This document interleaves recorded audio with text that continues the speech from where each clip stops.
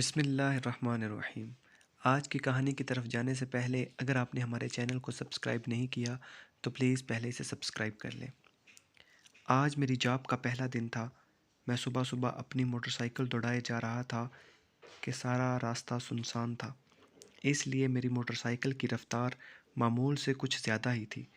میری motor cycle کی رفتار تقریباً 100 یا 120 کلومیٹر پر گھنٹہ تھی کہ اچانک ایک شخص نے جو سفید کپڑے پہنے کھڑا تھا، اس کے کپڑوں کا رنگ عام روٹین سے بہت زیادہ سفید تھا، مجھ سے لفٹ مانگی، مگر میں نے اسے جان بوجھ کر نظر انداز کر دیا اور تیزی سے اس کے پاس سے گزرتا چلا گیا۔ ابھی میں نے 2 کلومیٹر کا فاصلہ بھی طے نہیں کیا ہوگا کہ اچانک پتہ نہیں کہاں سے ایک بڑے سائز کا کتا نکلا اور اس سے پہلے کہ میں کچھ سمجھتا وہ موٹر سائیکل سے ٹکرا گیا، اور پھر مجھے کچھ پتہ نہ چلا۔ جب آنکھ کھلی تو ہسپتال میں تھا۔ خدا کا شکر کوئی بڑی چوٹ نہیں لگی، مگر زخمی کافی ہو چکا تھا، جس کی وجہ سے 1.5-2 ماہ بستر پہ پڑا رہا۔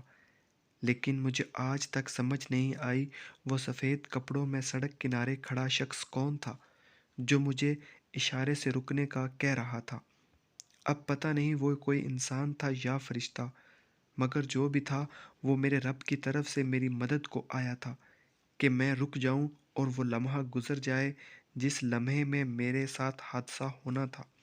سوچتا ہوں اگر وہ فرشتہ نہیں تھا تب بھی میں اس کی مدد کر دیتا تو شاید نہیں بلکہ یقیناً میری نیکی کی وجہ سے میرا اللہ مجھے ضرور بچا لیتا۔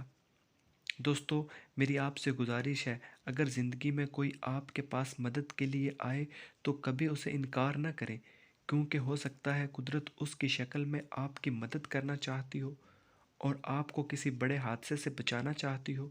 جو قدرت کے ان اشاروں کو سمجھ جاتا ہے وہ کسی بھی بڑے حادثے سے بچا لیا جاتا ہے،